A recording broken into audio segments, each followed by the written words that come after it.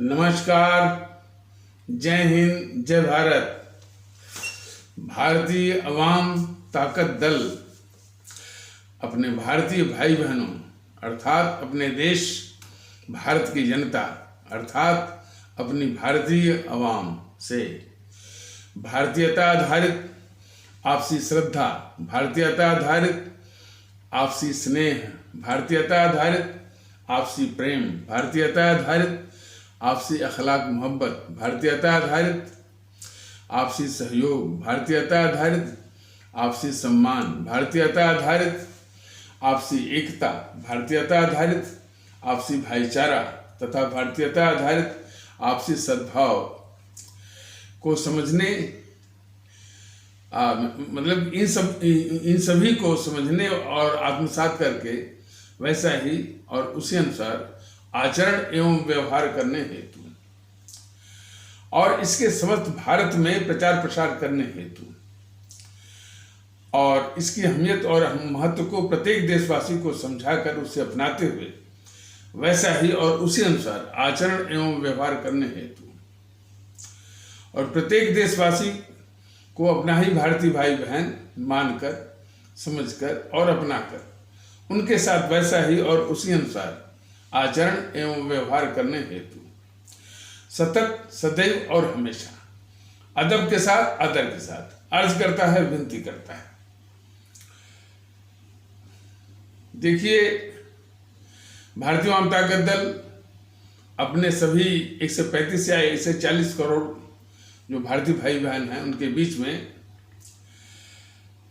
आपसी भाईचारा, आपसी एकता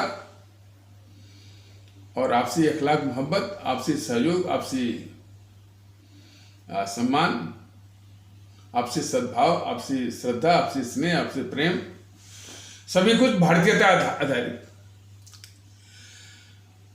ये कोशिश कर रहा है और हमारी आवाम भी इसमें शरीक हो रही है। कितने पैमाने पर हो रही है ये एक विषय, ये एक अलग विषय है। किस किस गति से हो रही है यह भी एक अलग विषय है, लेकिन हो रही है और हमारी मातृभूमि के कोने कोने से हो रही है। तो इतनी बात तो सत्य है।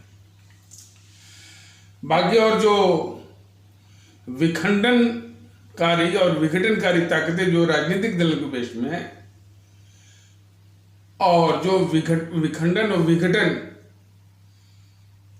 माने जाति के आधार पर, संप्रदाय के आधार पर और भाषा के आधार पर, प्रांत के आधार पर, क्षेत्र के आधार पर, समूह के आधार पर,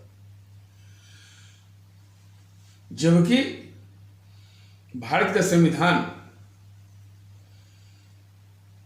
और जिस भारत के संविधान पर हमारी ये पूरी भारतीय व्यवस्था आधारित है, संवैधानिक हस्तियां उसकी शपथ लेती हैं उसके पालन की और संविधान की रक्षा की, संविधान के आदेशों और निर्देशों का, प्रावधानों का पालन करने की और उसकी रक्षा की शपथ लेती हैं संवैधानिक हस्तियां, राष्ट्रपति से लेकर के जो जितनी भी वो संवैधानिक हस्तियां हैं। तो वो भी जो है किसी जाति संप्रदाय, भाषा, प्रांत की बात नहीं करता है, सिर्फ कहता है कि हम सभी भारत के लोग। इतना जरूर है कि कभी कभी परिस्थितियों के दबाव में और कुछ ऐसे फैसले हो गए हैं जिसका कि ये स्वार्थी माने संगठन उसका लाभ उठाते हैं।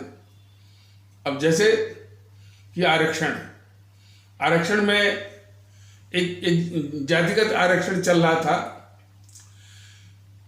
वो 15% और 7.5%, 15 हमारे जिनको कहा जाता है अनुसूचित जाति और 7.5 हमारे अनुसूचित जनजाति भारतीय भाई बहनों के लिए। हालांकि उनको भारतीय अवाम ताकत दल उनको अनुसूचित जाति और अनुसूचित जनजाति के स्थान पर जो उचित और मुनासिब जो संबोधन है कि हमारे पिछड़े भारतीय भाई बहन, हमारे उपेक्षित भारतीय भाई बहनों के लिए वो जातिगत, जबकि इसकी जबकि ये विचार हमारे बाबा साहब का नहीं था।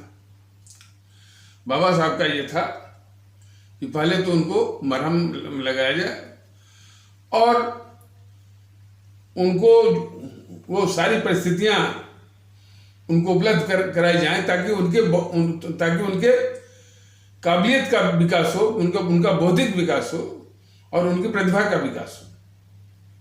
आरक्षण उनकी प्रतिभा को मारता है। जो प्रतिभा हमारे उपेक्षित और पिछड़े भारतीय भाई बहनों की 100% है, 100% से अधिक है, ये सभी को मालूम है। उस प्रतिभा को यह 20-25% पर उसको कुंद कर देता है, उसको स्ट्रेंगुलेट मतलब कि उसका गला घोंट देता है।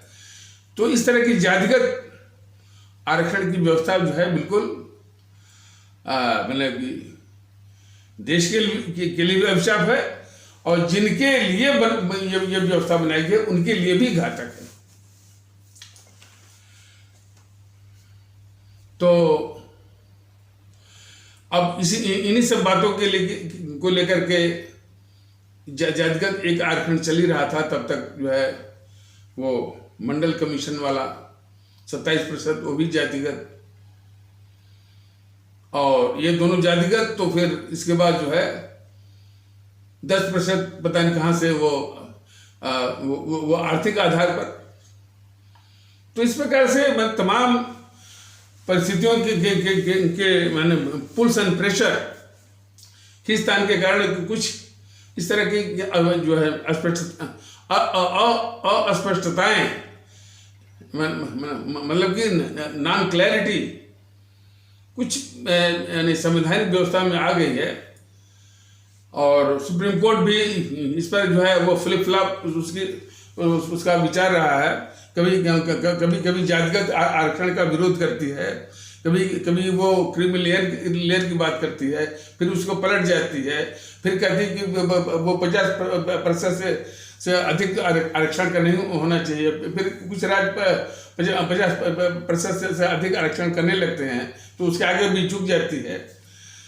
तो न्यायपालिका का भी जो फ्लिप फ्लॉप सिचुएशन रहा है, तो उससे भी जो सर्वाधिक किस्म के जो तत्व और संगठन हैं उनको मौका मिलता है। लेकिन ये कभी भी न्यायपालिका कुछ भी कहे, यह देश हित में नहीं है आरक्षण। बल्कि आरक्षण के स्थान पर भारतीय आवाम ताकत दल का स्पष्ट मानना है कि जितने भी जो भी पिछड़ापन है, एक तो हमारे पिछड़े भारतीय भाई बहन उनमें उनकी तादाद ज्यादा है, लेकिन और भी तबके हैं हमारे भारतीय समाज के जो कि आर्थिक रूप से पिछड़े हैं और आर्थिक संसाधन के अभाव में मैंने उनका और उनके बच्चों का जो है वो भविष्य और उनका भविष्य जो है वो संवर नहीं पाता है। और उनका जो काबिलियत है, जो उनकी प्रतिभा है, जो उनकी जेनियसिटी है या टैलेंट है, और उसका विकास नहीं हो पाता है। तो इसलिए आरक्षण को समूल समाप्त करके और कुल मिलाकर के आरक्षण को भी कोई ध्यान से देखेगा तो उस पर गौर करेगा और एक सिंहावलोकन करेगा तो वो जरूर इस नतीजे पर पहुंचेगा कि आरक्षण इस देश के लिए जो है वो इस देश के लिए और किसी भी रूप में जब इस मुल्क के लिए और हमारे आवाम के लिए और जिनके नाम पर और जिनके लिए वो आरक्षण की व्यवस्था उनके लिए भी अभिशाप है, घातक है। उसके स्थान पर ये व्यवस्था कि जो कोई भी मैंने आर्थिक रूप से पिछड़ा है, आर्थिक रूप से वो जरूरतमंद है, तो उसको पर्याप्त जो है आर्थिक संसाधन मुहैया करा करके और एक मनोवैज्ञानिक अंडरपिनिंग यानी साइकोलॉजिकल अंडरपिनिंग कि भाई ये जो संसाधन देश का दिया जा रहा है बहुत ही कीमती है, बहुत ही प्रीशियस है, तो इसका सदुपयोग जो है परिश्रम करके करिए। आर्थिक संसाधन मिला है, आपको अधिक परिश्रम करके अपनी काबिलियत को निखारने के लिए, निकम्मा बनने के लिए नहीं। वो जो जातिगत आरक्षण था वो निकम्मा भी था, बना था। तो हर किसी को परिश्रम करना है, मेहनत करना है, काबिल बनना है, और आर्थिक संसाधन जो है उनको वो उस अवसर से वंचित न हो जाए, इसके लिए व्यवस्था है आर्थिक आय। तो जो कोई भी जो जिनको माने आर्थिक माने सहायता या आर्थिक संसाधन की जरूरत है, उन सभी को दिया जाए, लेकिन साथ में एक मनोवैज्ञानिक दबाव या समझ या अंडरपिनिंग देने की भी आवश्यकता है कि आप परिश्रम करिए। परिश्रम में यानी काबिल बनने के लिए जो है काबिल बनने के लिए परिश्रम में कोई कोताही न हो, आपकी प्रतिभा का विकास हो। मौजूदा जो आरक्षण है वो सिर्फ बाबू बनाता है, IAS IPS बनाता है। ऐसे IPS की क्या हालत है ये सब, लेकिन यदि वो प्रतिभाशाली होगा तो अच्छे से अच्छा जो इंजीनियर बनेगा, डॉक्टर बनेगा, वैज्ञानिक बनेगा, और इसरो में नाम कमाएगा। हमारा वो एटॉमिक एनर्जी कमीशन में नाम कमाएगा। अच्छा से अच्छा वो खिलाड़ी बनेगा, अच्छा से जो वकील बनेगा, जस्टिस बनेगा, सब कुछ। और जो है वो इंटरप्रेन्योर बनेगा, माने क्या कहना, वो उद्यमी बनेगा, उद्योगपति बनेगा, और जो है वो व्यापार जो है वो यानी व्यापारिक एक वो हस्ती बन सकता। तमाम क्षेत्र है, लेकिन यदि आरक्षण होगा तो बस यही बाबू बनेगा। तो आरक्षण हर तरह से हमारी राष्ट्रीय क्षमता को, राष्ट्रीय प्रतिभा को का वो किलर है, मारने वाला है। तो जो है किसी भी हालत में वो इस देश को के लिए जो है वो स्वीकार नहीं है, बल्कि इस देश का अभिशाप है। तो अब जो है बात चल रही थी कि इन्हीं सब तमाम मामलों में सुप्रीम कोर्ट ने बहुत ही एक अवसरवादिता का जो है परिचय दिया, कभी ये कहा, कभी वो कहा, लेकिन राष्ट्र हित में कभी भी उसने स्पष्ट नहीं कहा। वो राजनीतिक माहौल के दबाव में कभी इधर की बात, कभी उधर की बात करके पूरे माहौल को जो है कंफ्यूज कर दिया है सुप्रीम कोर्ट ने भी, और उसी का फायदा जो है सब उठा रहे हैं ये स्वार्थी संगठन और स्वार्थी तत्व। लेकिन भारतीय जनता दल का कहना है कि किसी भी हालत में आरक्षण जो है, जो इस देश के लिए बहुत बड़ा अभिशाप है, उसको समूल समाप्त करने की आवश्यकता है। उसी प्रकार से जिस प्रकार के हमारे इतने बड़े देशभक्त, इतने बड़े राष्ट्रभक्त और भारत और राष्ट्र भारत की चिंता करने वाले जो पहले दार्शनिक हमारे चाणक्य जी जो है, तो हाँ, ये चाणक्य जी ने जिस प्रकार कुश को समाप्त किया था उसकी जड़ में मट्ठा डाल करके, वैसे ही इस आरक्षण को भी समाप्त करना चाहिए और समाप्त करना होगा जो है इसकी जड़ में मट्ठा डाल करके। और जितने भी इसके पैरोकार हैं ना, वो घटिया किस्म के स्वार्थी हैं। मान लीजिए मायावती हैं और भी लोग हैं जो आरक्षण के वो माने मसीहा हैं या जो उसके समर्थक हैं, वो उन सबों को कभी नहीं चिंता है कि हम जिनके लिए चिंता करते थे हमारे बाबा साहब जो है, उनका वास्तविक विकास हो और वो समाज में प्रतिष्ठित हों प्रतिभा के आधार पर। हमारे जो पिछड़े भारतीय भाई बहन है, ये मायावती वगैरह बिल्कुल भूल जाएं कि वो प्रतिभाशाली हैं, बशर्ते वो मौका उनको मिले, बस उनको आर्थिक साधन मिल जाए। बाबा साहब भी ऐसे ही, बाबा साहब जो आरक्षण के बूते नहीं बने थे, बाबा साहब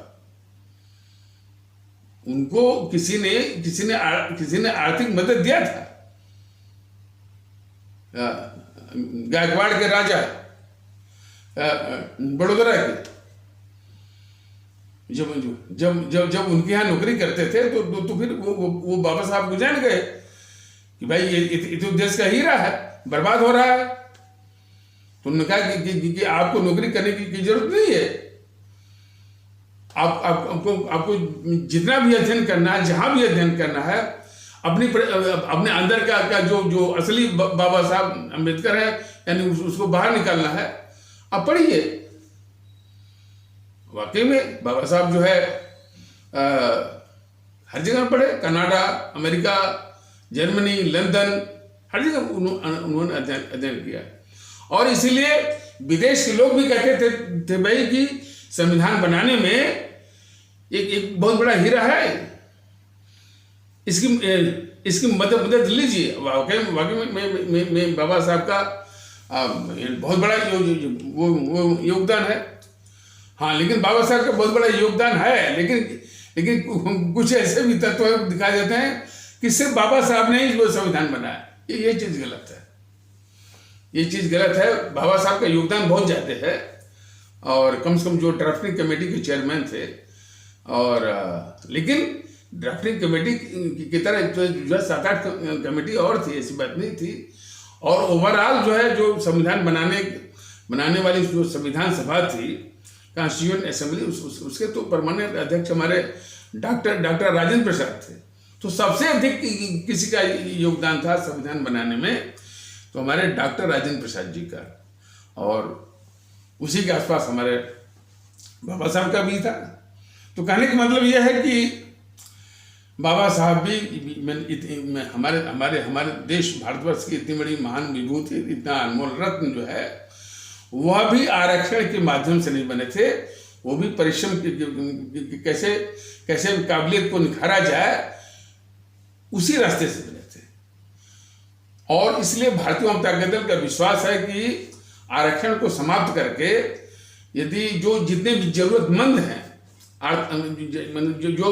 जो आर्थिक संसाधन के जरूरतमंद हैं, उनको जरूरत दे करके, और साइकोलॉजिकल अंडरपिनिंग, भाई ये जो कीमती संसाधन देश का आपको दिया जा रहा है, आपको अपनी प्रतिभा को निखारने का, तो इसका उपयोग करिए। और उपयोग कब होगा? जब आप मेहनत करिए और आप में प्रतिभा है। ये स्थापित सत्य है। यही चीज जो है हमारे सभी भारतीय भाई बहनों को बताना है। तो इस प्रकार जो है बहुत कम ही समय में जो हमारे पिछड़े भारतीय भाई बहन है, उस स्थिति से बाहर आ जाएंगे और अपनी काबिलियत के बल पर वो समाज में प्रतिष्ठा जो है वो अर्जित करेंगे। आरक्षित होकर के पीठ पर ठप्पा लगा करके कोटे वाला ऐसी स्थिति नहीं होगी। तो भारतीय जनता दल इस विषय में कह रहा था कि अभी YouTube के वीडियो के पैगाम के माध्यम से भारतीयता के माहौल के लिए कोशिश कर रहा है और अभियान चला रहा है, और हमारी आवाम भी शरीक हो रही है। कुछ ये दुष्प्रचार करते हैं, जैसा कि पिछले कुछ एपिसोडों में बताया कि दुष्प्रचार करते हैं कि ये YouTube वाले सर जो है कहाँ है भाई, वो दुनिया में उनका वजूद है कि नहीं है, सिर्फ आप जो है वो YouTube में देखते हैं, क्या कहीं तो देखते नहीं। ये कई बार बताया गया है कि मैं जो और हमारा जो संगठन का तंत्र जो है आपके बीच में आएगा, लेकिन इसके लिए संसाधन की आवश्यकता होती है। संसाधन के लिए एक प्रयास, एक संघर्ष चल रहा है, वो हो जाएगा। तो हम और जैसे भी होगा आपके बीच में भी आना होगा, रैली भी होगी, और जो है और भी जो आपसे जो संपर्क के जो साधन होंगे, और खास करके जो होर्डिंग, पोस्टर, बैनर जो भी है, और वॉल पेंटिंग इत्यादि का भी सहारा लिया जाएगा ताकि इस तरह की अवेयरनेस हो। और हमारे जो भारतीय भाई बहन इसमें जो शरीक हो रहे हैं, जो इसको समझ रहे हैं, वो भी कह रहे हैं कि भाई यह मुल्क के लिए बहुत जरूरी है। 1857 की क्रांति के बाद जैसा कि लोग महसूस कर रहे हैं, खुद उनके उद्गार आ रहे हैं, 1857 की क्रांति के बाद जो है ये एक बहुत ही देशभक्ति का ये मुहिम है। हाँ, हमारी आवाम को इसमें शरीक होना होगा, सबको। और जैसा कि मतलब कि अभी भी हमारे भारतीय समाज का एक तबका है कि जो कि अभी भी वो तमाशबीन बना हुआ है। ये स्थिति थोड़ी सी माने चिंताजनक है। उनको तमाशबीन नहीं बनना है, देश उनका भी है। देश का महत्व जो है उनके लिए भी होना चाहिए। और राष्ट्रीय दृष्टिकोण से देखेंगे तो वो भी इस बात के इन विचारों के समर्थक बन जाएंगे कि देश को बचाना है, और देश बचा रहेगा तो सभी कुछ संभव है। इसलिए प्राथमिकता देश की है, और प्राथमिकता जब देश की है तो फिर देश विरोधी ताकतों को भी पहचानना होगा। अब जरा सा देखिए कि भारतीय जनता दल कहता है कि भाई भारतीयता आधारित आपसी भाईचारा, आपसी सद्भाव, आपसी इखलाक मोहब्बत, आपसी भरोसा, आपसी विश्वास और आपसी सहयोग, आपसी सम्मान, आपसी श्रद्धा, आपसी स्नेह, आपसी प्रेम, सभी कुछ भारतीयता है। यहाँ तक कि राष्ट्रभक्ति, देशभक्ति और जनभक्ति, मतलब कि मुल्क परस्ती और आवाम परस्ती भी भारतीयता आधारित। ये बात कर रहा है।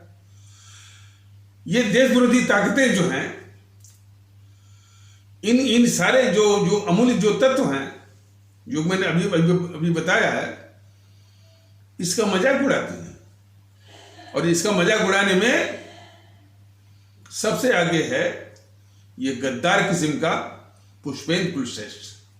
गद्दार, देखिए गद्दार जब भी भारतीय जनता दल उसका प्रयोग करता है, मतलब जो देश के खिलाफ गद्दारी करता है। वैसे ये सब तो इतने शातिर और धूर्त हैं कि गद्दार और देशभक्ति को भी अपने अपने स्वार्थों के अनुसार इन समूह ने परिभाषित कर रखा है। जैसे जीएनपीसी, गांधी नेहरू परिवार चंद्रा चौकड़ी काकस, या जिसको आप लोग भ्रम या भूल या गलती से कांग्रेस कहते हैं, उसके अनुसार जो है देशभक्ति क्या है, जो नेहरू खानदान के प्रति वफादारी और चमचागिरी करे उसको ये बोलते हैं देशभक्त। और जो नेहरू खानदान के प्रति भक्ति या अंधभक्ति, जो भी कर लीजिए, भक्ति अंधभक्ति या चमचागिरी ना करे, उसी को बोलते हैं गद्दार। और देश के खिलाफ गद्दारी, तो देश के खिलाफ तो गद्दार खुद ही हैं, तो ये कैसे देश के खिलाफ गद्दारों को ये गद्दार कहेंगे। लेकिन अच्छा, और बीजेपी वाले उनका अलग हिसाब है कि वो हिंदुत्व का जो समर्थक है उसकी उनकी परिभाषा के अनुसार वही देशभक्त है, और जो समर्थक नहीं है तो वो गद्दार है। तो इसी प्रकार और भी जो हैं, तो मान लीजिए किसी ने कोई समूह बना रखा, कोई ग्रुप, उस ग्रुप के प्रति किसी सदस्य की यदि वफादारी है तो वो देशभक्त हो गया, और यदि वफादारी नहीं है तो वो गद्दार हो गया। तो ये सब इतने स्वार्थी हैं कि अपने अपने स्वार्थों के हिसाब से, यानी देशभक्ति को, गद्दारी को, इन सबों ने अपनी अपनी अवधारणा या बल्कि प्रदूषित अवधारणा के आधार पर बना रखा है। लेकिन भारतीय जनता दल बराबर इस बात को कहता है कि जब भी गद्दार कहता है हमारे मुल्क भारतवर्ष के सापेक्ष जो तो अब हमारा जो मुल्क है भारतवर्ष, उसके सापेक्ष जो देशभक्ति निभाता है वो देशभक्त, जो गद्दारी करता है उसके खिलाफ तो वो गद्दार। तो अब जरा देखिए कि भाईचारा कितने जरूरी है। कुछ हमारे जो चिंतक लोगों ने इसको जो है गंगा जमुनी तहजीब का भी नाम दिया है, वो भी बढ़िया है। कुछ कुछ हमारे भारतीय भाई बहन जो इसकी चिंता करते हैं, उन्होंने इसका नाम दिया है गंगा जमुनी तहजीब। वो भी स्वागत योग्य है। लेकिन ये देश के गद्दारों का जो कि अभी नाम अभी मैंने लिया था, पुष्पेंद्र कुलश्रेष्ठ जो है, वो भाईचारा का ही उपहास करता है। कैसे करता है? पिछले एपिसोड में मैं बताया भी गया। तो कहता है कि भाईचारा और कुछ नहीं है, वो भाईजान बन गए। हमारे इस्लाम आस्था वाले भारतीय भाई बहन की ओर निशाना बनाते हुए कहता है कि वो भाईजान बन गए और हम चारा बन गए। इस तरह से उपहास और इस तरह से वो नफरत फैलाता है। तो हम तो भारतीय वार्ता दल ने पहले भी कहा कि ऐसे तत्वों की गतिविधियों को कुचलने की आवश्यकता है। जब तक ये नहीं कुचला जाएगा, ये हमारे देश में नफरत जो है वो फैलाते रहेंगे। और ये भी देखा गया है कि ये बीजेपी का जो प्रमुखता है हिमांशु त्रिवेदी, वह भी भाईचारा का घुमा करके जो है वो उपहास करता है। बताइए, जो आपसी भाईचारा इस देश के लिए कितना जरूरी है, और किस दौर में जिस दौर में नफरत फैलाने वालों की फैक्ट्री लगी हुई है, तमाम एजेंसियां खुली हुई है। और इस संबंध में भारतीय जनता दल अपने सभी भारतीय भाई बहनों को, सभी 135 या 140 करोड़ भारतीय भाई बहनों से निवेदन किया है कि किसी भी तरह की नफरत की बात से आप लोग जो है उसके झांसे में मत आइए, उससे प्रभावित मत होइए, और ये बस ये समझ ले कि यह देश विरोधी ताकतों का ये एक साजिश है, तो उससे बच कर रहिए। जो कि तत्व जो है यानी किसी और समुदाय के प्रति घृणा की बात करता है, उसको तुरंत भगाइए, उसको तुरंत भगाइए।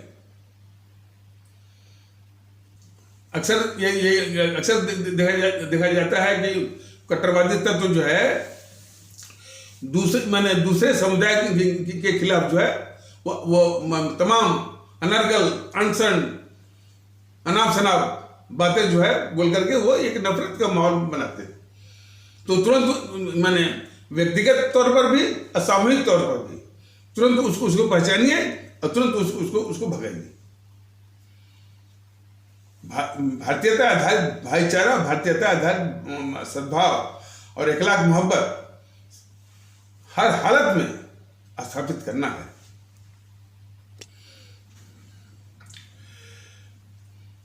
जो लोग जो है इस भारतवर्ष का महत्व और भारतवर्ष को एक संवैधानिक इकाई, संवैधानिक हस्ती के रूप में इसके महत्व को कम करने की जो साजिशें करते हैं, और खासकर इस रूप में कि अपना सनातन और इन्हीं की देखा देखी, कोई कहता है कि हमारा इस्लाम, कुरान और सरिया। ऐसे लोग इस देश के दुश्मन, खतरनाक दुश्मन हैं। लेकिन ऐसे लोगों को आईना दिखाने के लिए कुछ तथ्य जो है वो जरूरी है। हमारे देश के लोग इस बात को मानते हैं कि लोग तारीफ करते हैं कि जापान की तकनीकी की मिसाल देते हुए देखिए भाई, जापान की गाड़ी है, जापान की टेक्नोलॉजी से ये सड़कें बन रही हैं। बुलेट ट्रेन भी जो है वो जापानी टेक्नोलॉजी का एक नमूना है, तमाम तरह के। तो जापान की जो तकनीकी और जो है विश्व व्यापार में एक प्रमुख लीडर और आर्थिक प्रगति में और टेक्निकल इनोवेशंस और इलेक्ट्रॉनिक जो है वो इलेक्ट्रॉनिक इनोवेशंस में जो जो जो एक यानी वर्ल्ड लीडर है, विश्व का एक प्रमुख नेता है। तो कोई इस पर विचार किया है कि जो जापान 1945 में द्वितीय विश्व युद्ध के दौरान अमेरिका द्वारा उसके नागासाकी और हिरोशिमा पर परमाणु बम गिराए जाने के कारण बिल्कुल तबाह हो गया था, वही जापान उसी तबाही के राख से आज इतनी ऊंचाइयों पर आर्थिक प्रगति हो, वो इलेक्ट्रॉनिक्स इनोवेशंस हो और इलेक्ट्रॉनिक्स कंप्यूटर और डिजिटल इनोवेशंस हो, विश्व व्यापार हो और आर्थिक प्रगति हो, और आर्थिक प्रगति को पिनेकल्स पर, ऊंचाइयों पर पहुंचाने वाला ऐसा देश बन गया जो है महज जो है 45 के बाद ही, और हमारे इस देश के लिए एक मिसाल बन गया। तो किसी ने विचार किया कि भाई कि जो इस बर्बादी की तबाही जो 45 में बर्बादी की तबाही से खड़ा हुआ और इतना बड़ा और इतना ताकतवर देश बन गया कैसे। तो यानी लोग तारीफ तो कर देते हैं, लेकिन यह जानने की कोशिश नहीं करते कि आखिर वो बना कैसे, और उस देश के प्रत्येक नागरिक की भावना क्या है अपने देश के प्रति, अपने राष्ट्र जापान के प्रति, और जो उसके जो उसके फेलो सिटीजन हैं, जो उसके नागरिक हैं, और उनकी आवाम के प्रति उनके जज्बे क्या हैं और उनकी भावना क्या है। तो इसको समझने के लिए एक वास्तविक घटना है कि एक औसत जापानी से पूछा गया कि मान लीजिए आपके सामने आपके पिताजी हैं और आपका बौद्ध धर्म है, और एक विकट स्थिति आती है। विकट स्थिति यह आती है कि एक को समाप्त करके ही दूसरे को बचाया जा सकता है। तो इस विकट स्थिति में आप क्या करेंगे? वो औसत जापानी बोला कि हम अपने पिताजी को समाप्त करके अपने बौद्ध धर्म को बचाएंगे। इसके बाद एक और सवाल किया गया, और भी विकट किस्म का सवाल किया गया। मान लीजिए आपके सामने आपका राष्ट्र जापान है और आपका बौद्ध धर्म है, तो और विकटता फिर उसी तरह की है कि एक की समाप्ति पर ही दूसरे को बचाया जा सकता है। तो इस स्थिति में आप क्या करेंगे? तो उसने और भी कम समय लगा, कहा कि हम तुरंत अपने बौद्ध धर्म को मार देंगे और बौद्ध धर्म को मार करके अपने राष्ट्र जापान को बचाएंगे। ये जज्बा है एक औसत जापानी का कि अपने पिता से ज्यादा महत्व है उनके बौद्ध धर्म का, और अपने बौद्ध धर्म से अधिक महत्व है अपने राष्ट्र जापान का। कि यदि परिस्थिति की ऐसी मांग हो तो अपने बौद्ध धर्म को समाप्त करके भी अपने राष्ट्र जापान को बचाएंगे।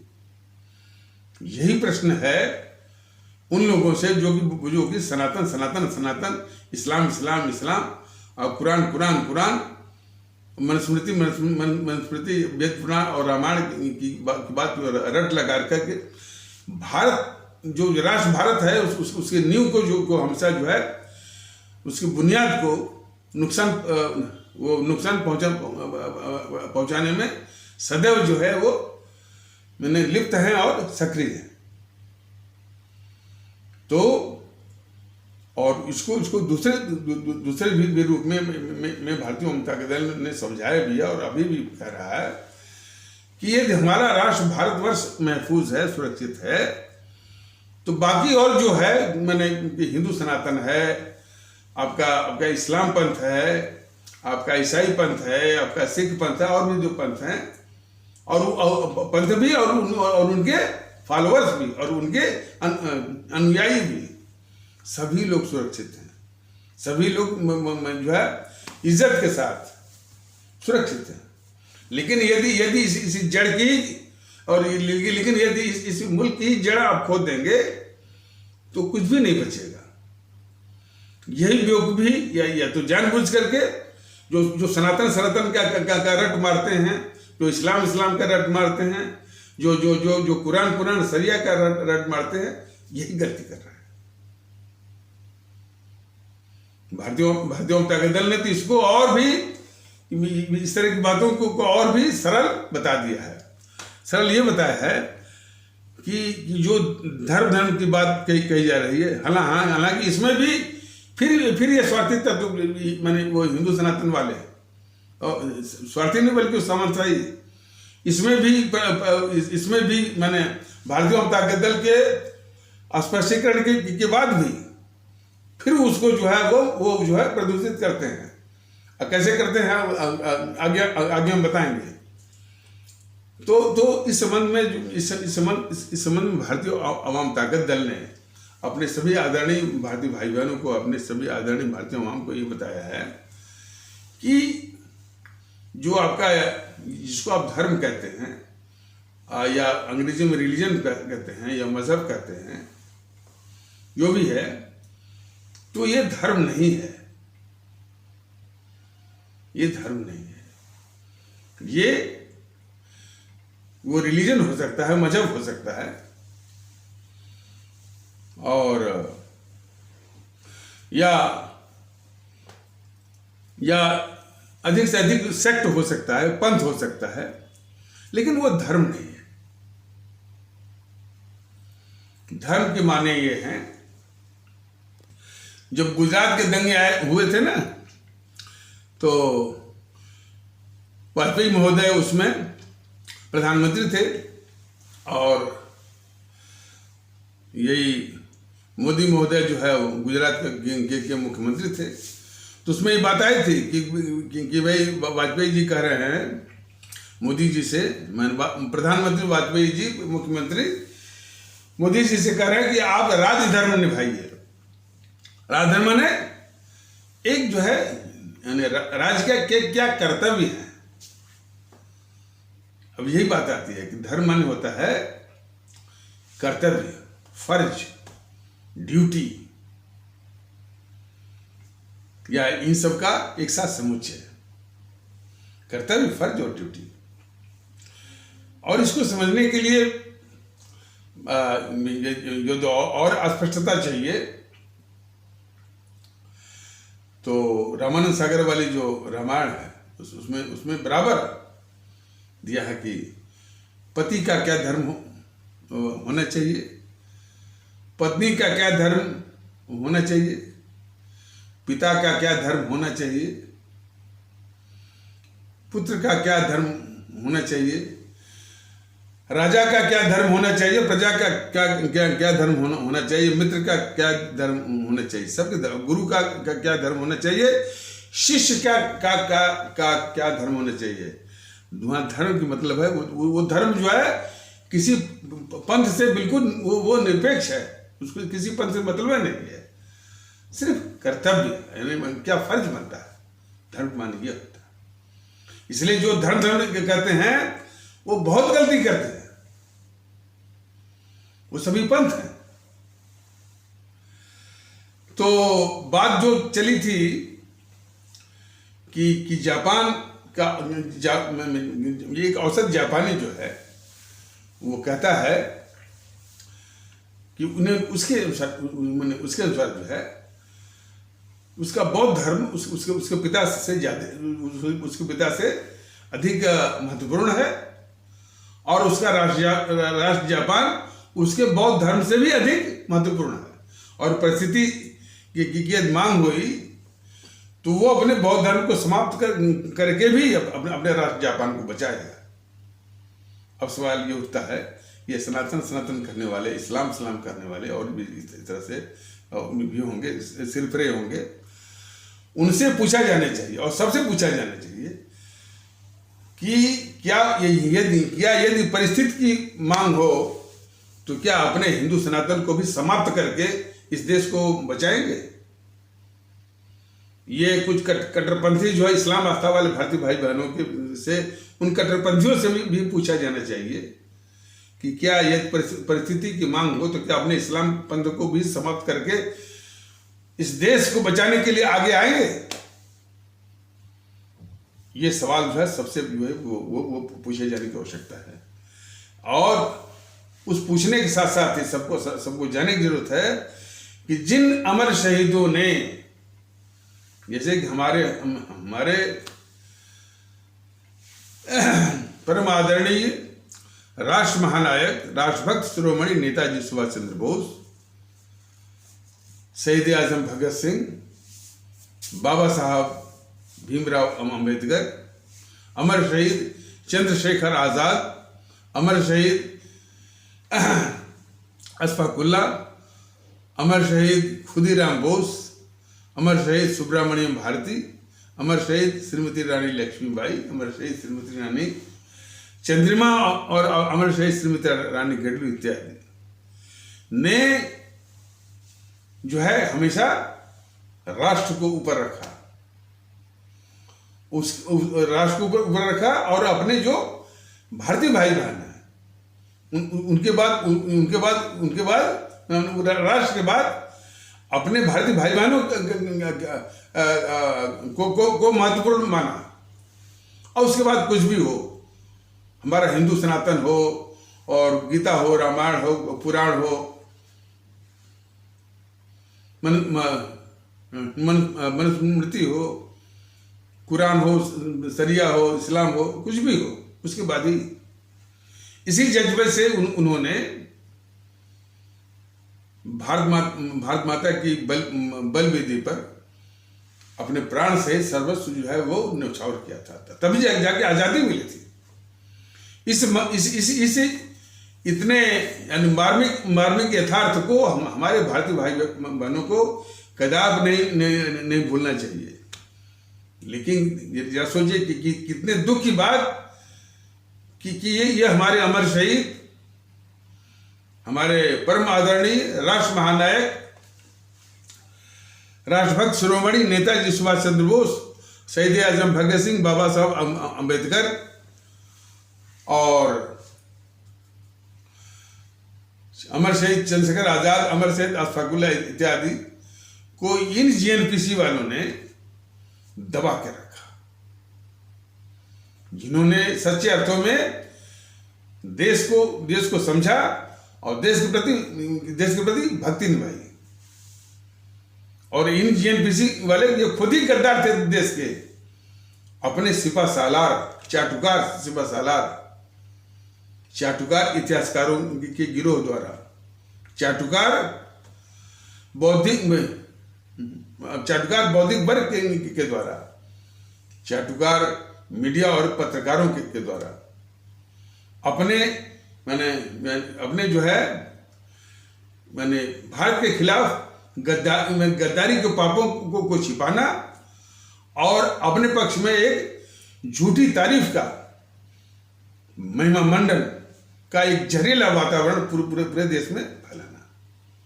और अब इसके साथ साथ और उससे भी बड़ा पाप जो है हमारे जो है इन अमर शहीदों को, जिन्होंने इसी जज्बे से, क्या जज्बे थे कि हमारे लिए मुल्क सबसे बड़ा है और इसके बाद महत्व है हमारे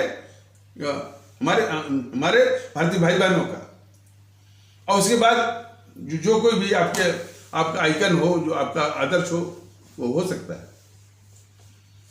इसी जज्बे से जो इन लोगों ने अपने प्राण दिए और अंग्रेजों ने जो जेलों में जो यातनाएं थी वो यातनाएं सहे और इस मुल्क को आजाद कराए। उन्हीं को ये गद्दार जीएनपीसी वाले पृष्ठभूमि में रखवाए थे। तो इतने इतने मैंने इतने घटिया किस्म के, घिनौने किस्म के ये गद्दार हैं जेएनपीसी वाले। हमारे भगत सिंह को ये पूरे देश को जाना, हमारे भगत सिंह को क्या लिखवाया था? आतंकवादी। तो जेएनपीसी जिस तरह से हमारे ये अमर शहीदों को पृष्ठभूमि में रखवा करके देश के गद्दारों को आगे किया, अपने चाटुकार इतिहासकारों के द्वारा, अपने चाटुकार इतिहासकारों के गिरोह द्वारा, अपने चाटुकार बौद्धिक वर्ग गिरोह के द्वारा, अपने चाटुकार मीडिया और पत्रकार गिरोह के द्वारा। मीडिया पत्रकार गिरोह को तो आप जानते हैं, उसी को तो बोलते हैं लुटियन गिरोह या खान मार्केट गिरोह के द्वारा जो है हमारे इन अमर शहीदों को पृष्ठभूमि में रखवाना और इन गद्दारों को के गद्दारी को, पाप को भी ढकना और इनकी तारीफ में उनकी तारीफ में झूठी महिमा मंडल और देश के हर एक संवेदनशील क्षेत्रों में, पुस्तकों में, किताबों में, स्कूलों में पूरा जो है इस तरह का जहरीला वातावरण जो है। इसलिए तो भारतीय जनता दल कहता है कि भाई ये माहौल जो है हमारे सुभाष चंद्र बोस जी का होना चाहिए, भगत सिंह जी का होना चाहिए, अंबेडकर जी का होना चाहिए। लेकिन ये मैं कितने बेहयाई से बोलते हैं कि यह देश गांधी का है, बोलते हैं यह देश गांधी का है, कभी नहीं बोलते हैं कि यह देश सुभाष चंद्र बोस जी का है, यह देश अंबेडकर जी का है, यह देश भगत सिंह जी का है। और वही पाप जो है बीजेपी वाले भी करते हैं, वही पाप जो है मोदी जी भी करते हैं। सिर्फ नेहरू के पापों को ढकने के लिए, थोड़ा बहुत माने एक दिखावी, वो पटेल जी को वो आगे कर देते। अरे भाई पटेल जी को तो दबा करके वो जो है वो प्राइम मिनिस्टर बन गया था इसी गद्दार मोहनदास करमचंद गांधी के द्वारा। और इतना हमारे सभी भारतीय भाई बहन जान लें कि ये जो सुधांशु त्रिवेदी है हर तथ्य को कहता है, लेकिन उस प्रकार से कहता है कि जैसे दीवार को छू लेना। ये बोलता है ये सुधांशु त्रिवेदी, हाँ भाई नेहरू बने थे जो है वो गांधी की कृपा से प्रधानमंत्री। लेकिन सुधांशु त्रिवेदी इस तथ्य को छुपा जाता है कि इस गांधी ने उस नेहरू को प्रधानमंत्री बनाया जिसके पक्ष में एक भी कांग्रेस नहीं था, और खुद उस समय मोहनदास करमचंद गांधी कांग्रेस का प्राथमिक सदस्य ही नहीं था। तो ये सारी गद्दारियों पर जो है वो हिमांशु त्रिवेदी जैसे लोग वो पर्दा डालते हैं उसमें। सुधांशु त्रिवेदी जैसे लोग जो है माने झूठ बोलने वाले और झूठ की रचना करने वाले, ये नहीं बताते हैं कि जब उस गद्दार मोहनदास करमचंद गांधी से पूछा गया कि जब पूरी कांग्रेस जो है इनके पक्ष में थी, इनके पक्ष में सरदार पटेल के पक्ष में थी, तो भैया आपने उस नेहरू को जिसके पक्ष में एक भी कांग्रेसी नहीं था, तो उसको आपने क्यों बनाया, क्यों बनवाया वो देश का पहला इंटरिम प्राइम मिनिस्टर। तो वो जो उसके मन में थी, जो उसके डिमिनेट में था, बात सामने आ गई।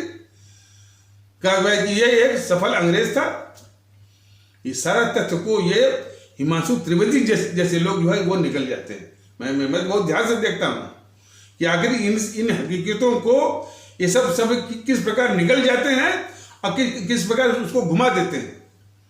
हिमांशु त्रिवेदी की जो मंशा है, जो उसको मंसूबे हैं, वही बीजेपी का सातराना मंसूबा है। वो हर तथ्य को छूता तो जरूर है, दीवार की तरह, दीवार पर जैसे छू लेना। लेकिन उसमें जो जेएनपीसी का जो जो जो जो जो सातरेनापन है, देश की गद्दारी है, उसको बड़ी बड़ी सफाई से ढकता भी है सुधांशु त्रिवेदी। तो जैसे मैंने अभी अभी बताया ना कि इतना तो कहता है कि भाई नेहरू जी जो है गांधी जी की कृपा से बने थे, लेकिन मोहनदास करमचंद गांधी की गद्दारी को नहीं बोलता है कि मोहनदास करमचंद गांधी ने उस नेहरू को भारत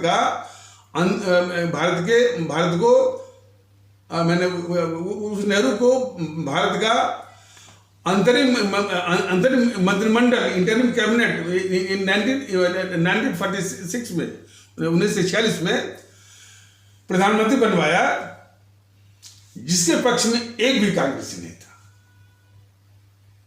बताइए, जिसके पक्ष में एक भी कांग्रेसी न हो, उसको ये गद्दार मोहनदास करमचंद गांधी बना रहा है। और सुधांशु त्रिवेदी जो है वो भी गद्दारी कर रहा है। ऐसे गद्दारों को उनकी गद्दारी को ढकते हुए। तो यही तो समझने की चीज है। और यही चीज जो है, जब भारतीय जनता दल इस कड़ी सच्चाई को अपने भारतीय भाई बहनों के सामने रख रहा है, तो इसी बोलते हैं कि भारतीय जनता दल वो बरगला रहा है। बरगलाते हैं ये, झूठ बोलते हैं ये बीजेपी वाले, सुधांशु त्रिवेदी, और उल्टे कहते हैं कि यानी मैं जो बरगलाता हूं। ये तो इसलिए तो भारतीय जनता दल कहता है ये फैसला हमारे आदरणीय भारतीय भाई बहनों को छोड़ दीजिए, तथ्य उनके सामने रख दीजिए, वो खुद फैसला करेंगे कि कौन बरगला रहा है और कौन जो है देश के विषय में चिंता कर रहा है। तो सुधांशु त्रिवेदी को ये ध्यान से कोई देखेगा, हालांकि वो उसकी सभाओं में ताली बजती है, तो कुछ इन सबों ने इस तरह की मानसिकता बना दी है।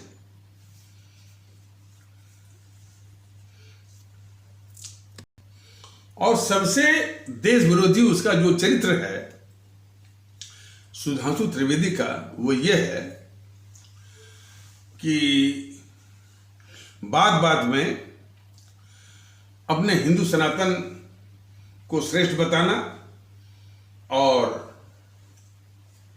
हमारे इस्लाम आस्था वाले भारतीय भाई बहनों को अपरोक्ष रूप से, इनडायरेक्टली वो आक्रमण करना।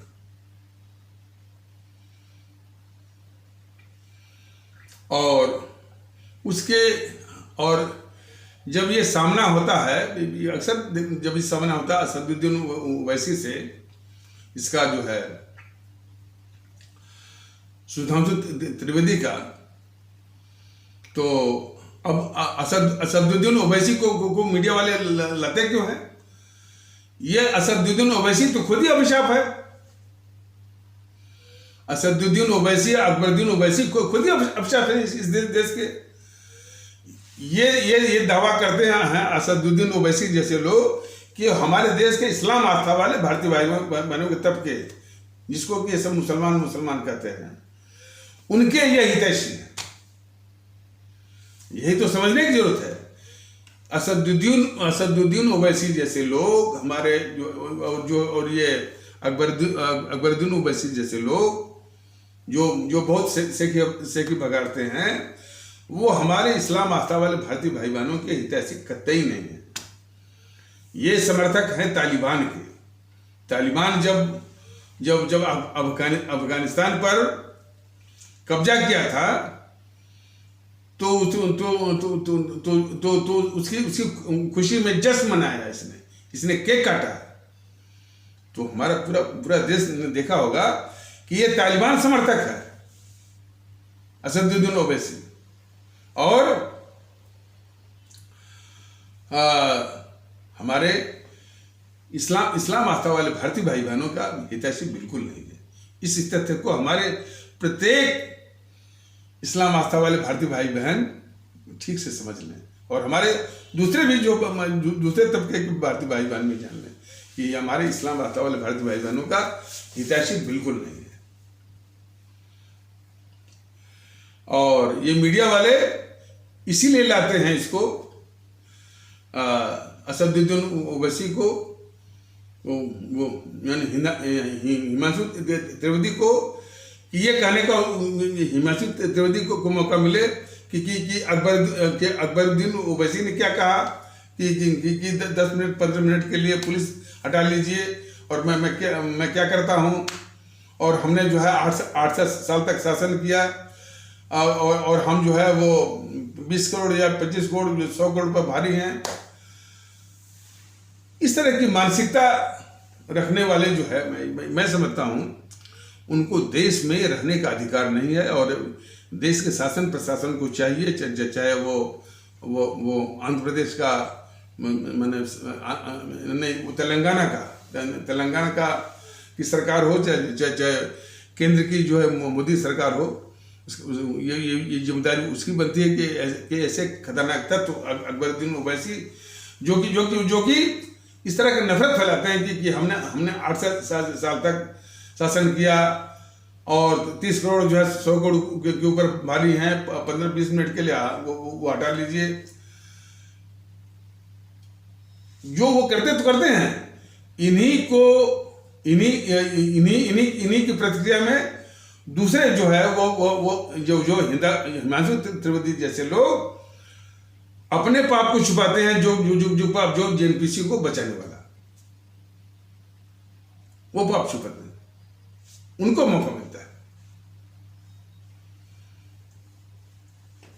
तो जो ये कहते हैं कि भाई हमने 8 साल तक शासन किया, भारतीय जनता दल ने बराबर कहा है कि भाई जो कोई भी इस भारत की मिट्टी में जन्मा है, अच्छा इस बात को वो भी कहता भी है, इस बात को असदुद्दीन ओवैसी इतना तो कहता है कि भाई हम इसी मिट्टी में जन्मे, इसी मिट्टी में खपेंगे, ये बात तो सत्य है।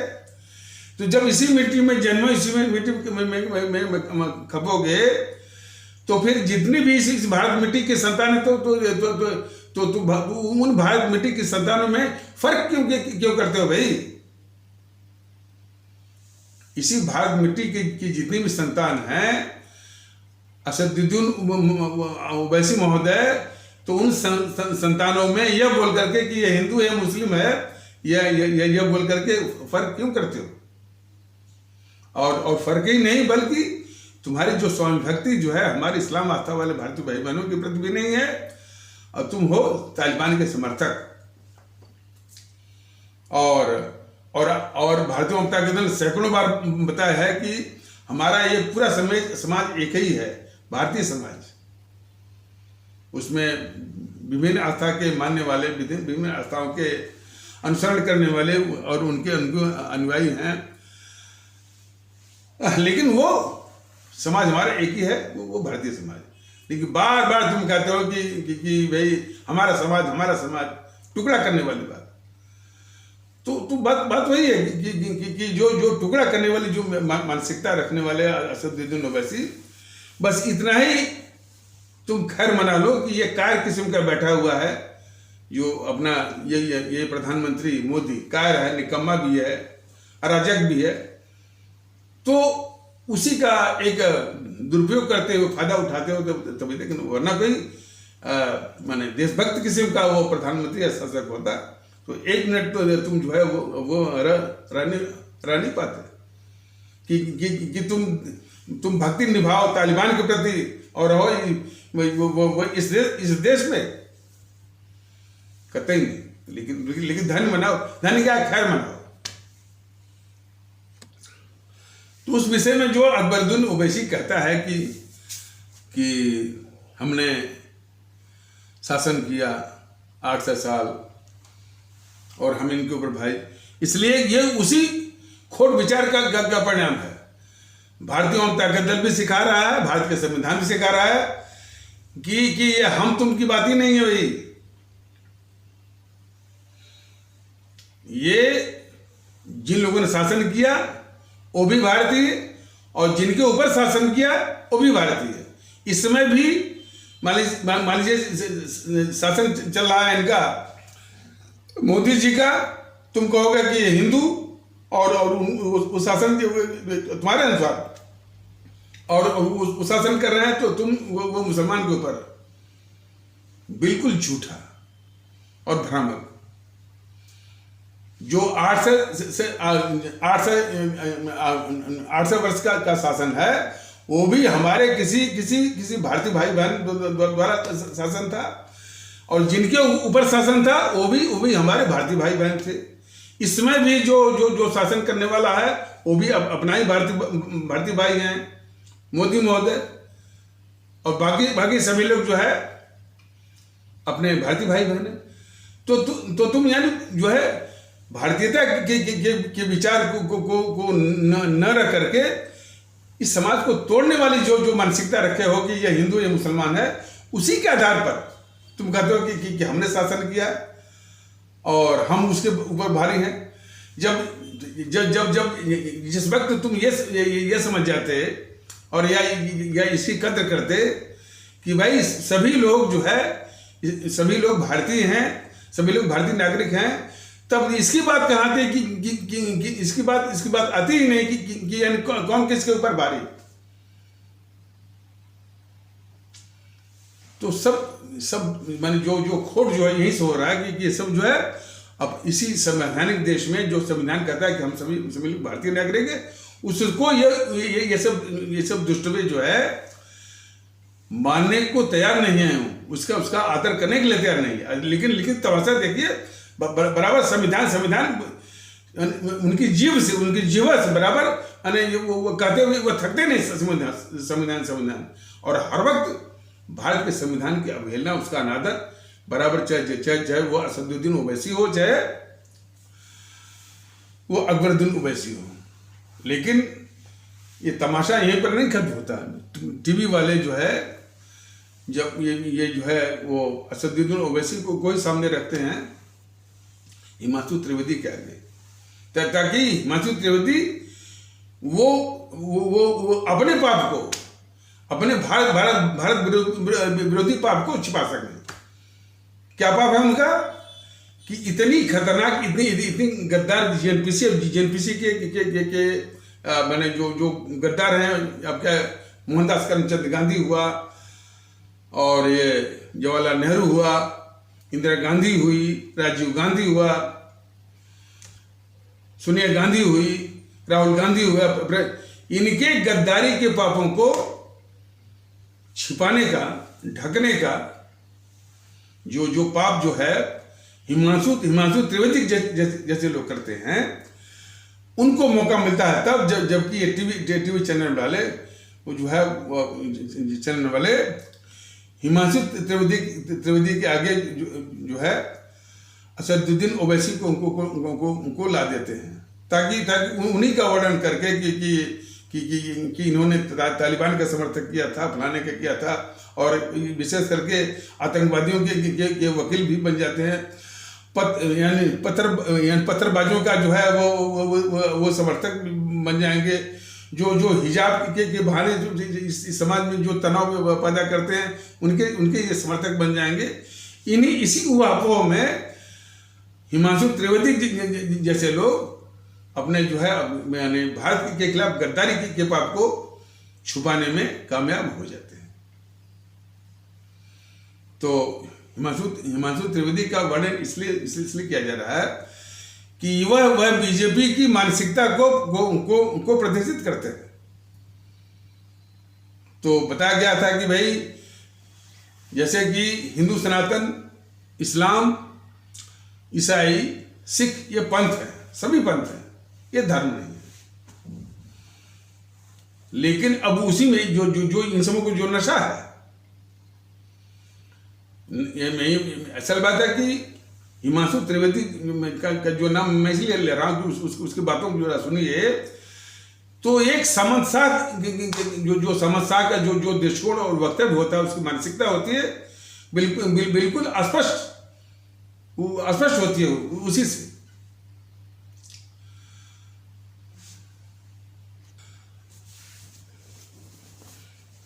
तो हिमांशु त्रिवेदी की बात इसलिए प्रासंगिक है कि वह बीजेपी की मानसिकता को दिखाता है बीजेपी की क्या मानसिकता है कि ये अन्य पंथों से हिंदू सनातन पंथ को वो श्रेष्ठ हमें हमेशा हमेशा रखना। यह हिंदू सनातन के आदर्शों के सर्वथा विरुद्ध है। इस विषय में भारतीय जनता दल ने बराबर बताया है कि हिमांशु त्रिवेदी महोदय जैसे लोग या बीजेपी जैसे लोग, आरएसएस के जैसे लोग, वो हमारे स्वामी विवेकानंद के विचारों को जरा देखें, पढ़ें और उनकी पुस्तकों को पढ़ें। और मैंने तो पढ़ा है। वो उन्होंने बताया है कि हिंदू सनातन जो पंथ है उसकी महानता बस इसी पर आधारित है कि वो दूसरे पंथों का आदर करता है। और उन्होंने यही कहा कि भाई इसी तरह से दूसरे भी जो पंथ हैं, इस्लाम पंथ है, सिख पंथ है, ईसाई पंथ है, उनकी भी महानता, ग्रेटनेस इसी में है कि वो दूसरे पंथों का आदर करें। इतनी छोटी सी बात, इतनी मोटी सी बात सुधांशु त्रिवेदी महोदय जैसे लोग इसको जितना जल्दी हो सीख जाए, इस मुल्क के लिए बेहतर होगा। हर बात में जो है हिंदू सनातन को अन्य पंथों से श्रेष्ठ दिखाकर उनको नीचा दिखाना, उनको जो है मैंने उनको घृणित के रूप में बताना, हमेशा ये फितरत रहती है।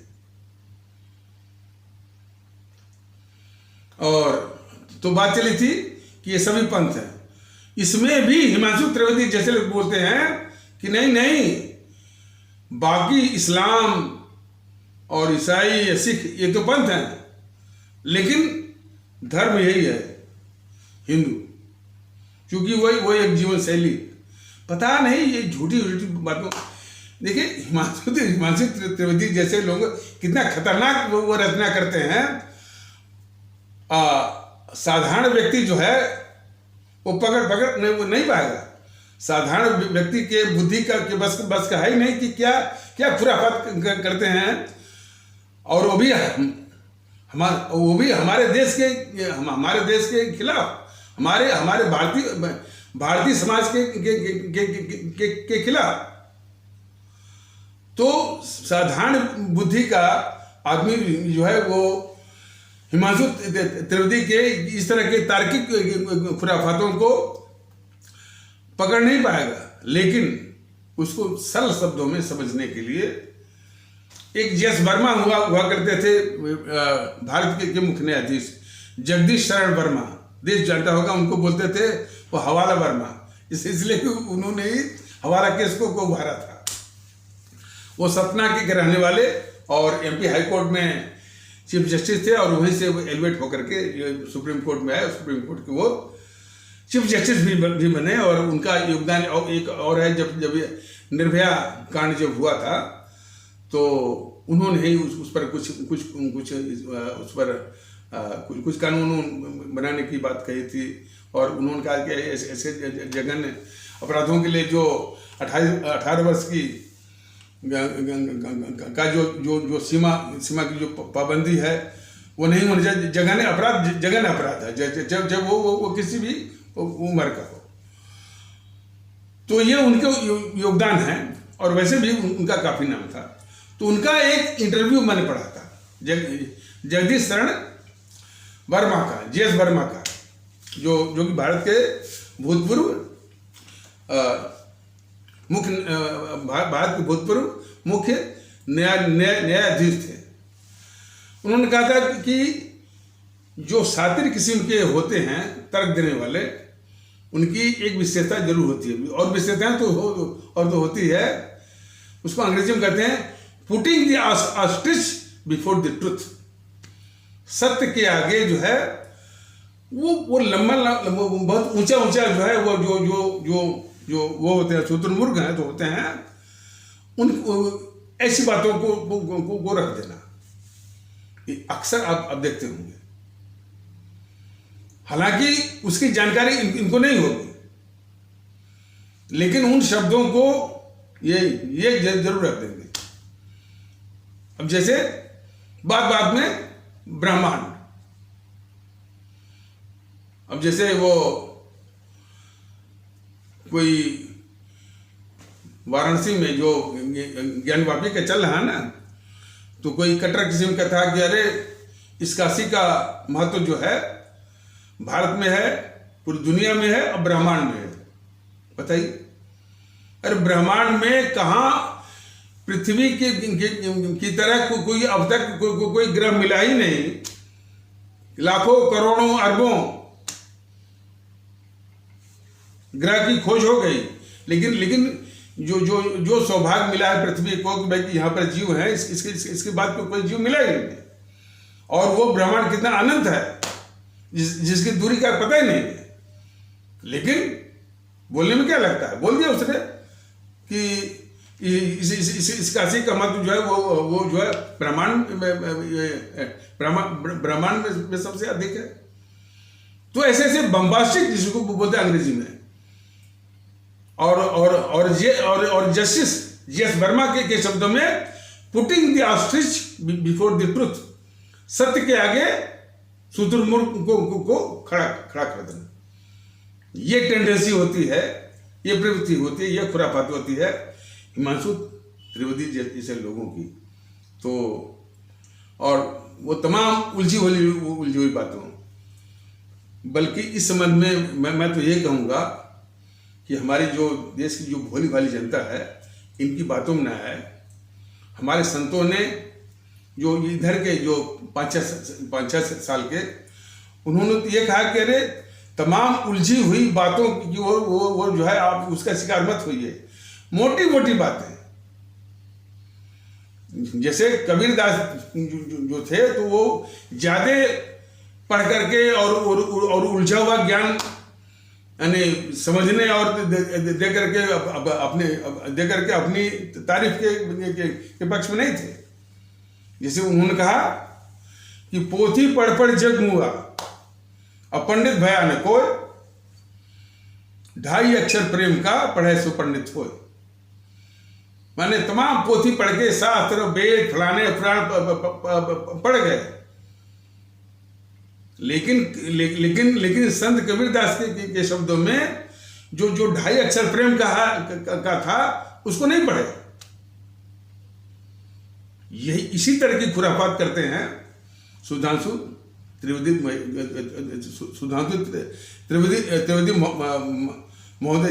महोदय जैसे लोग। तो उन्होंने कहा कि पोथी पढ़ जब हुआ पंडित भयान को 2.5 अक्षर प्रेम का, तो यदि 2.5 अक्षर प्रेम का पढ़ करके इधर उसी को हम जीवन में उतार दें, पूरी मानवता से मोहब्बत करें, तो पूरा पोथी पढ़ने की आवश्यकता बिल्कुल नहीं है। हिमांशु त्रिवेदी जैसे बनने की जरूरत बिल्कुल नहीं है। और साधारण सी बात, उन्होंने कहा सांच बराबर तप नहीं, झूठ बराबर पाप, जाके हृदय सांच है ताके हृदय आप, सत्य के बराबर कोई तपस्या नहीं, झूठ के बराबर कोई पाप नहीं है। और सत्य का आचरण करने से या सत्य का आचरण करने वाले के ही हृदय में ईश्वर या खुदा का वास होता है। इतनी माने तो हमारे संतों ने बहुत साधारण सी छोटी सी बात, लेकिन उसका आयाम बहुत बड़ा। तो तमाम ज्ञान का तो कोई अंत नहीं है, लेकिन ज्ञान के खुराफात का भी अंत नहीं है। तो हिमांशु त्रिवेदी की बात बार बार भारतीय तकदली कहता है कि हिमांशु त्रिवेदी के वक्तव्यों से, हालांकि बीजेपी का एक और वो प्रवक्ता है समित पात्रा, वो तो और विचित्र है, बराबर बोलता रहता है। कभी कभी बोलता है कि हम भारतीय, कभी नाम मात्र को जीवा से निकाल दिया, लेकिन बराबर बोलता है कि हम अकेले हिंदू बैठे हैं, बाकी इतने मुसलमान हैं, हमको बोलने नहीं दे रहे हैं, ये जिहादी है, ये पाकिस्तानी है, बराबर वो बोलता है। लेकिन वही समित पात्रा जब ये जेएनपीसी का प्रवक्ता आ जाएगा, जो कि झूठी और अनर्गल बातों पर, खास करके जिसके लिए वो खुद जेएनपीसी जिम्मेदार है, उल्टा जब आरोप लगाता है और दहाड़ के आरोप लगाता है, तो समित पात्रा जैसे लोग जो है भीगी बिल्ली बन जाते हैं। यही तो विचित्रता और यही तो देशद्रोह है कि जेएनपीसी के झूठी आरोपों पर ये समित पात्रा जैसे लोग बीजेपी के भीगी बिल्ली बनते हैं और इस्लाम आस्था वाले भारतीय भाई बहनों के तबके के प्रवक्ता के सामने जो है शेर बन जाते हैं। और यही हालत है हिमांशु त्रिवेदी का। जब जेएनपीसी का कोई प्रवक्ता होगा और कम्युनिस्टों का कोई प्रवक्ता होगा, वो झूठी, अनर्गल और देश विरोधी तर्कों पर जब धारते हैं तो हिमांशु त्रिवेदी जैसे लोग जो है भीगी बिल्ली बनते हैं। अन्यथा जो है हमारे इस्लाम आस्था वाले भारतीय भाई बहनों को नीचा दिखाने के लिए तमाम झूठा वो तर्क करते हैं। लेकिन भारतीय भाई बहनों, बात यहीं तक नहीं है। जो इस्लाम आस्था वाले भारतीय भाई बहनों के तबके से जो प्रवक्ता आते हैं, माशाअल्लाह वो तो और वो खतरनाक होते हैं। वो सिर्फ इसी बात पर केंद्रित होते हैं, उनका पूरा का पूरा विरोध जो है सिर्फ बीजेपी और आरएसएस के खिलाफ होता है। फिर से जरा इसको सुनिए। इस्लाम आस्था वाले भारतीय भाई बहनों के तबके के जितने भी वो होते हैं, तो विचित्रता और खुराफात और भारत विरोधी मानसिकता और उसकी करतूत सिर्फ समित पात्रा और हिमांशु त्रिवेदी जैसे लोगों में नहीं होती है। इस्लाम आस्था वाले भारतीय भाई बहनों के तबके से जितने भी प्रवक्ता आते हैं, चाहे यो शोएब जमे हुआ, शादाब चौहान हुआ, वारिस पठान हुआ, और जो है कौन एक और आता है वसीम बकार हुआ, और जो है साजिद रशीदी हुआ, अंसार रजा हुआ, ये सब जो है सिर्फ बीजेपी विरोध, आरएसएस विरोध। इनकी नजरों में ये गद्दार जेएनपीसी गद्दार नहीं दिखती है। इनकी नजरों में ये इस देश के गद्दार कम्युनिस्ट जो है वो गद्दार नहीं दिखते। और इनकी नजरों में ये मोहनदास करमचंद गांधी गद्दार नहीं दिखता है। इनके नजरों में वो नेहरू वो गद्दार नहीं दिखता है, इंदिरा गांधी गद्दार नहीं दिखती। ये गद्दारी है इन समूह की। सिर्फ जो है आरएसएस और बीजेपी के विरोध में इन समूह ने अपना पूरा का पूरा दिमाग खाली कर दिया है। इतनी बड़ी भारत के खतरनाक दुश्मन हैं ये जो आते हैं पत्रकार, हमारे इस्लाम आस्था वाले भारतीय भाई बहनों के तबके से। अब पूरा माहौल जो टीवी चैनल के डिस्कशन का वो जो है वो जहरीला या विषाक्त बना रहते हैं। और इसी आग में घी डालने का काम करते हैं आरएसएस वाले जो प्रवक्ता, खास करके एक आता है संगीत रागी कभी भी गद्दार नेहरू के विषय में कुछ नहीं बोलता है। वो नेहरू की गद्दारियों के विषय पर उस संगीत रागी की जो है वो घिघी बंद हो जाती है। और कभी कभी तो वो कहता है संगीत रागी कि अरे आरएसएस की शाखाओं में आते थे नेहरू, वो लिख के गए हैं जो उसकी जो स्मरणिका है, मेमोराबिलिया या कुछ कहते हैं, तो उसमें नेहरू लिखे गए हैं जब वो आरएसएस की शाखाओं में आते थे कि यह तो एक सांस्कृतिक और देशभक्त संगठन है। तो संगीत रागी के अनुसार जो है आरएसएस जो है वो उस गद्दार ज्वाला नेहरू जो कि वो नेहरू के विषय में उस नेहरू के विषय में भारतीय जनता दल ने बताया है कि उसकी माने अनेक जो है वो गद्दारियों की फहरिस्तें हैं, लंबी सूचियां हैं। और लेकिन संक्षेप में मैं जानना हो उस नेहरू के विषय में, तो वो जो है